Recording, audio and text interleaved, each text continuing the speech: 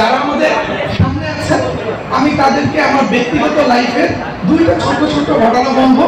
আশা করি সেই ঘটনাগুলো আপনাকে আপনার ব্যক্তিগত লাইফে অনুপ্রাণিত করবে সামনে ভালো কিছু করতে।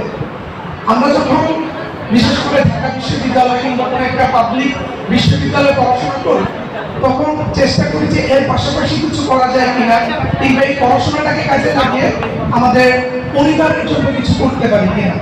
তো সেই ক্ষেত্রে আমি যখন প্রথম আমার জার্নিটা শুরু করি তখন আমি অনলাইনে টুকটাক ভিডিও করতাম।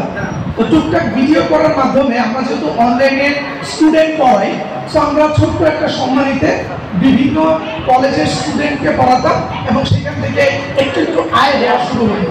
তো বিশ্ববিদ্যালয়ে চান্স পাওয়ার পর যখন স্টুডেন্ট পড়িয়ে একত্রে 50,000 টাকা হলো, একবার আমি আমার বাবাকে নিয়ে সে 50,000 টাকা দিলাম, দিয়ে বাবাকে